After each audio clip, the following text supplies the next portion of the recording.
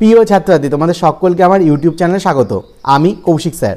তোমাদের মাধ্যমিকে অঙ্কের গণিত প্রশ্নপত্র তোমরা দেখেছো, তার একদম নির্ভুল সমাধান কিন্তু আমি তোমাদের জন্য নিয়ে আসতে চলেছি। মাধ্যমিক mathematics question paper 2024 with solution. দেখো, এই যে তোমাদের পেপারটা দেখতে পাচ্ছ, এই যে সম্পূর্ণ সমাধান আমি তোমাদের জন্য করেছি। টোটাল 31টা পেজ আমি এখন লিখলাম তোমাদের জন্য, যে পুরো সম্পূর্ণ সমাধান এবং কোথায় কত নম্বর লিখলে কতটা নাম্বার পেতে পারো সে বিষয়েও কিন্তু আমি তোমাদের এই ভিডিওতে গাইড করে দিচ্ছি। সুতরাং সম্পূর্ণ ভিডিওটা দেখো, যদি তোমাদের উপকারে লাগে অবশ্যই একটা লাইক করো এবং চ্যানেলটিতে নতুন হলে অবশ্যই চ্যানেলটিকে সাবস্ক্রাইব করে বেল আইকনটি প্রেস করে দিও। তোমাদের অনেকেই কমেন্ট করছো যে তোমাদের অঙ্ক পরীক্ষা খারাপ হয়েছে, তাহলে কি তোমাদের সায়েন্স নেওয়া উচিত কিনা। তো আমি তোমাদেরকে সে বিষয়ে পরে ভিডিওতে গাইড করে দিচ্ছি। তার আগে তোমাদেরকে বলবো যে এবছর তাড়াতাড়ি কিন্তু তোমরা সায়েন্সের বই কিনো না, কারণ এবছর কিন্তু সিলেবাস পুরোপুরি চেঞ্জ হতে চলেছে। কি হতে চলেছে সেটাও আমি তোমাদের পরে ভিডিওতে বলছি। তার আগে আমি এই ভিডিওতে শুধুমাত্র সমাধান নিয়ে আলোচনা করব। প্রথমে আমি সব কটা প্রশ্নের সমাধান বলে দিচ্ছি।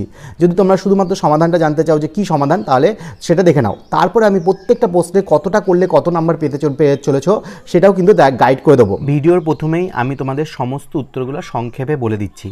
তারপরে সমস্ত উত্তরগুলো তোমাদের কিভাবে করলে কতটা পার্ট মার্কিং পাবে সেটাও দেখাবো। সুতরাং সম্পূর্ণ ভিডিওটা দেখার অনুরোধ রইল। প্রথমে যে উত্তরটা হবে সেটা অপশন বি, 10:11। দ্বিতীয়টা হচ্ছে a = bc, তারপর একটা 1 সেমি, তারপর একটা -2, তারপর 2:3, তারপর a = m, p = 3, সমূল চক্রবৃদ্ধি, সমানুপাতি, হাফ, 3b/πr², তারপর একটা 22 উত্তর হবে। সত্য মিথ্যাতে প্রথম দুটো সত্য, বাকি সব কটাই কিন্তু মিথ্যা হবে। এরপরে দেখো যে 2 নম্বরের প্রশ্নগুলো ছিল, সেটা প্রথমটা 2 বছর, তারপর 4800 টাকা, তারপর 22/105, তারপর 7:5, তারপর 20 ডিগ্রি, তারপরে 8 সেমি হবে, তারপর 5 সেমি হবে, তারপর আর এর মান 4, থিটার মান 30 ডিগ্রি, তারপরে উত্তরটা হবে 0 ডিগ্রি।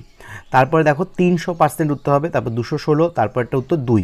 যদি আমরা বড় প্রশ্নগুলো থেকে আসি, যেগুলো প্রথমে যেটা সরল সুদ কষা অঙ্কটা দিয়েছে, সেটার ক্ষেত্রে প্রথমে উত্তর হবে 2 লাখ টাকা এবং 3 লাখ টাকা। আর চক্রবৃদ্ধি সুদের ক্ষেত্রে যেটা অঙ্কটা দিয়েছে, সেক্ষেত্রে উত্তর হবে 28,938 টাকা। ঠিক আছে। এরপরে যেটা প্রশ্নের অঙ্ক দিয়েছে, সেটার উত্তর হবে 9 মিটার/সেকেন্ড। আর সমাধানের উত্তর হবে 0 আর 1। যদিও আমরা ভেদে অঙ্কটা তো কিছু বলার নেই, উত্তর তো দেয়াই আছে।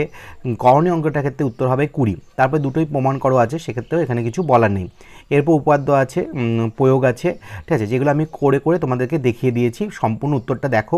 টোটাল পিডিএফটা 31টা পেজের, সুতরাং একটু টাইম লাগবে, তোমরা পুরোটা দেখো। এরপর দেখো যে সমকোণ ত্রিভুজের সূক্ষ্মকোণের যেটা দেওয়া আছে সেটা 72 ডিগ্রি, আর বৃত্তীয় মান দেওয়া আছে, তাহলে 9π/20 আর π/20 অ্যান্সার হবে। tan θ মান +-1 হবে। তারপর একটা প্রমাণ আছে, এটা স্তম্ভের উচ্চতা বলেছে, উচ্চতা দুটো বিন্দুর মধ্যে দূরত্ব নির্ণয় করতে বলেছিল। এটা উত্তর হবে h cot θ - h cot φ। ঠিক আছে। এরপর একটা উত্তর হচ্ছে 30 ডিগ্রি। তারপর দেখো যেটা উত্তর আছে 91.67 উত্তর হবে। তারপর হচ্ছে 2.5 সেমি আর 2 সেমি। ঘনকাকৃতির সম্পূর্ণ চৌম্বক ক্ষেত্রে 27 লিটার উত্তর আসবে। প্রথম অঙ্কটার ক্ষেত্রে উত্তর আসছে হচ্ছে 21.76, এবং তারপর একটা হচ্ছে যেটা দেওয়া আছে গড়, সেটা হচ্ছে 138.2, এবং শেষেরটা উত্তর হবে 34.62। তাহলে এই গেল সমস্ত উত্তরগুলো। এবার তোমাদের আমি আসছি সমাধানটা তোমরা দেখো এবং উত্তরগুলো বুঝে নাও যে কোথায় কত নম্বর দেবে। যেমন দেখো, এই যে প্রথম অঙ্কটা বলেছিল দ্বিতীয় বছরে কোনো মূলধনের সরল সুদ ও চক্রবৃদ্ধি সুদের অন্তর। দ্বিতীয় বছর মানে শুধুমাত্র দ্বিতীয় বছরে যে সুদটা পাচ্ছে সেটার কথা বলা হয়েছে। যেহেতু সরল সুদটা তোমার একই থাকে, সুতরাং প্রথম বছরে যা পাবে দ্বিতীয় বছরেও তাই পাবে। কিন্তু চক্রবৃদ্ধি সুদের বেলায় কি, প্রথম বছর যে সুদটা পেলো সেটা আসলের সঙ্গে যুক্ত হবে, যুক্ত হওয়ার পর তারপরে যে সুদটা আসবে সেটা। সেক্ষেত্রে আমরা দেখতে পাচ্ছি উত্তরটা হচ্ছে 10:11। অপটা আছে সেটা বীজদ্বয়ের অনন্যক বলেছে, তাহলে আলফার একটা 1/α ধরবো, তাহলে বীজদ্বয়ের গুণফলের যে সম্বন্ধ আছে সেখান থেকে a = আমরা বিসি পেয়ে যাচ্ছি। এরপরে দেখো কেন্দ্রদ্বয়ের দূরত্ব, এখানে কিন্তু ব্যাস দেওয়া আছে, ব্যাসগুলোকে ব্যাসার্ধতে কনভার্ট করে বিয়োগ করলে অঙ্কটা উত্তর হয়ে যাবে। সেক্ষেত্রে উত্তর হচ্ছে 1 সেমি। এরপরে দেখো tan θ cot θ মান সর্বনিম্ন মান দিয়ে চেয়েছে, তো এক্ষেত্রে আমরা cot θ কে 1/tan θ লিখতে পারি। তাই tan² θ + 1/tan θ, tan θ + 1 তা whole square -2 tan θ by tan θ করছি, মানে a + b তা whole square + b square formula, a + b তা হোল স্কোয়ার -2ab। তাহলে একটা স্কোয়ার পোর্শন আসছে, একটা -2টা আলাদা থাকছে, তাহলে সর্বনিম্ন মান এক্ষেত্রে -2 হবে। ম্যাক্সিমাম ইউটিউবার কিন্তু এইটা দেখলাম যে এই উত্তরটা ভুল দিয়েছে। তারপরে দেখো যেটা দিয়েছে যে একটা যেটা দেওয়া আছে যে অর্ধগোলক আর নীরের চোঙ, সেক্ষেত্রে তাদের আয়তন অনুপাত 2:3 যদি তাদের উচ্চতা সমান হয়। প্রথম 10টি সংখ্যার গড় বের করেছি দেখো 5.5 এবং মধ্যমাও দেখছি 5.5, অর্থাৎ এক্ষেত্রে উত্তরটা হবে A = M। তাহলে এখানে যে MCQগুলো আছে এখানে শুধুমাত্র তুমি যদি সঠিক উত্তরটা লিখতে পারো তাহলেই কিন্তু ফুল মার্কস পেয়ে যাবে। তারপর সত্য মিথ্যা বা শূন্যস্থান পূরণের যদি তুমি সঠিক উত্তর লিখতে পারো তাহলেই কিন্তু ফুল মার্কস পাবে, ঠিক আছে।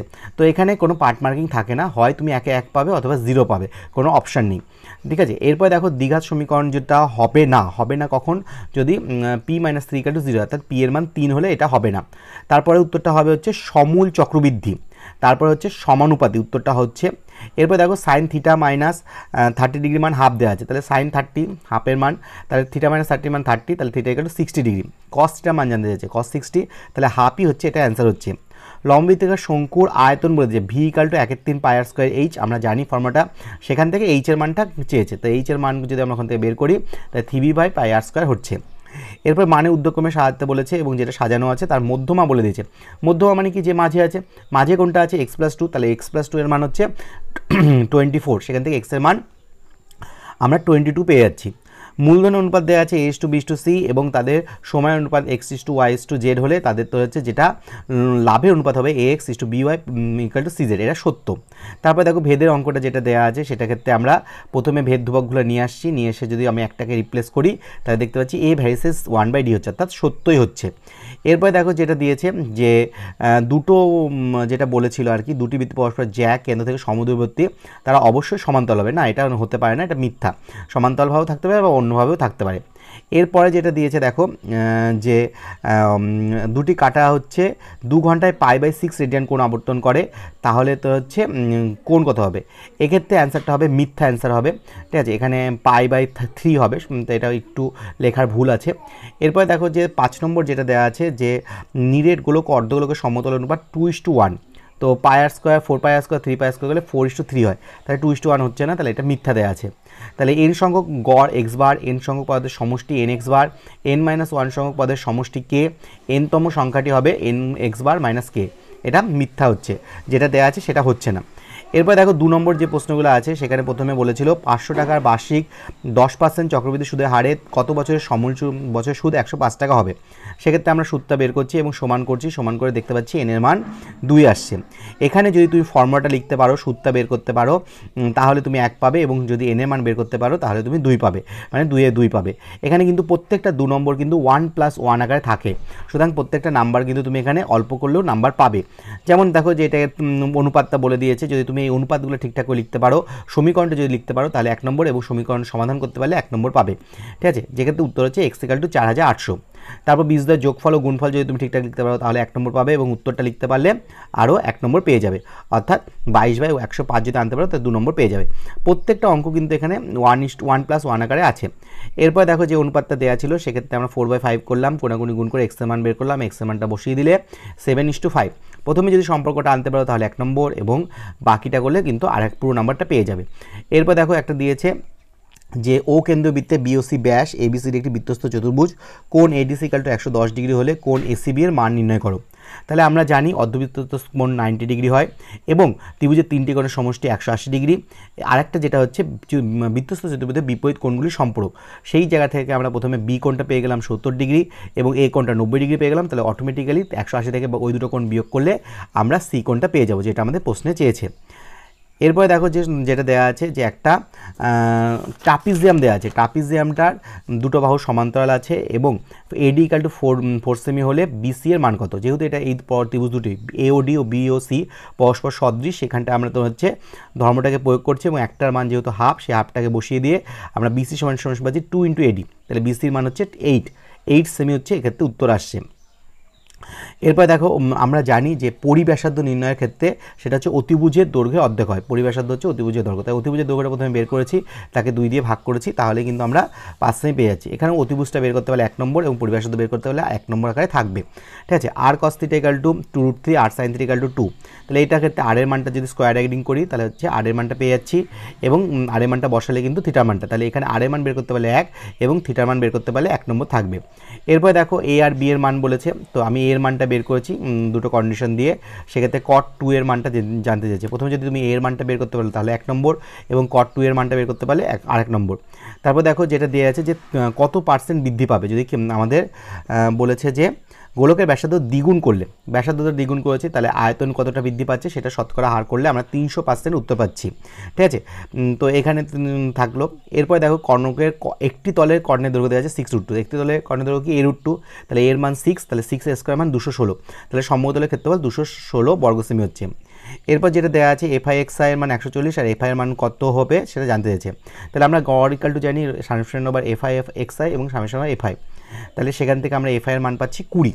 ঠিক আছে, এরপর সরল সুদে 5 নম্বর অঙ্কগুলো দেওয়া আছে। প্রথমে দেওয়া আছে মোট টাকার পরিমাণ 5 লক্ষ টাকা, তাহলে ধরে দিলাম ব্যাংকে রেখেছি x টাকা এবং পোস্ট অফিসে রাখেন 5 লক্ষ মাইনাস x, তাহলে x টাকা 6% হারে 1 বছর সরল সুদ কত, 5 লক্ষ মাইনাস x 7.2% হারে 1 বছর সরল সুদ কত। এই দুটো সরল সুদের যোগফল বলেছে 33,600।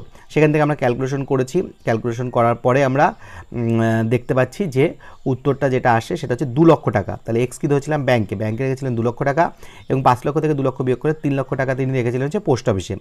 এবার চক্রবৃদ্ধি সুদ বলেছে প্রথম বছরে 4%, দ্বিতীয় বছরে 5%, তৃতীয় বছরে 6% দিয়েছে। তাহলে 4% হলে প্রথম বছরে সবৃদ্ধিমূল পেলাম, 26,000 টাকার উপর 5% হলে দ্বিতীয় বছরে সবৃদ্ধিমূল পাবো, 27,000 টাকার উপর 6% হলে তৃতীয় বছরে সবৃদ্ধিমূল, সবকটা কিন্তু বছর এক, তাই ক্ষেত্রে সেক্ষেত্রে উত্তর আসছে 28,938 টাকা। তাহলে এই দুটোর মধ্যে যে কোনো একটা করতে পারলেই কিন্তু 5 নম্বর। এখানেও কিন্তু পার্ট মার্কিং থাকবে, এখানে 1+1+1+2 আকারে থাকে। সম্পূর্ণ উত্তর করতে পারলে তবেই 5, নাহলে কিন্তু অনেক পার্ট মার্কিং আছে। এরপর দেখো যে গতিবেগের যে অঙ্কটা দিয়েছে যে এর গতিবেগ বি এর গতিবেগ থেকে 1 মিটার পার সেকেন্ড বেশি, তাহলে এর গতিবেগ যদি x হয় তাহলে বি এর গতিবেগ অবশ্যই কম হবে, তাহলে x-1 মিটার। তাহলে 180 মিটার দৌড়াতে কতখানি টাইম লাগবে, 180/x সেকেন্ড, ওইটা কত লাগবে 180 - x-1। তাহলে দুটোর বিয়োগফল বলেছে 2, সেখান থেকে আমরা সমাধান করে x এর দুটো মান পাচ্ছি, একটা -9 আর একটা হচ্ছে 10, তাহলে বি এর গতিবেগ হবে 10 - 1 9 মিটার পার সেকেন্ড। এরপর সমাধান চেয়েছেন, সমাধানটা একদম সহজ, আমরা যদি লসও করি এবং x এর দুটো মান পাচ্ছি, একটা 0 আর একটা 1। ঠিক আছে, এরপর ভেদের যে অঙ্কটা দেওয়া আছে, প্রথমে আমরা k = ভেদ ধ্রুবক not equal to 0 এই কথাটা লিখতেই হবে, না লিখলে কিন্তু নাম্বার পাবে না। তারপর আমরা কি করছি, এটাকে যোগভাগ প্রক্রিয়া প্রয়োগ করছি, যোগভাগ প্রক্রিয়া প্রয়োগ করে বর্গ করে আমরা এর মানটা পেলাম, এর মানটা বসিয়ে দিলে আমরা পেলাম ধ্রুবক। তাহলে a + b/√ab এর মান হচ্ছে ধ্রুবক হচ্ছে, কোনাকুনি গুণ করে ধ্রুবক আর ইকুয়াল সাইন তুলে দিলে আমরা ভেদ চিহ্নটা পেয়ে যাচ্ছি, যেটা আমাদের প্রমাণ করতে বলেছে। এরপর দেখো x এর মান দেওয়া আছে, y এর মান দেওয়া আছে, তাহলে y এর মানটা আমরা বসিয়ে দিলাম, কর্নিশন করে √3 - √2 পেলাম।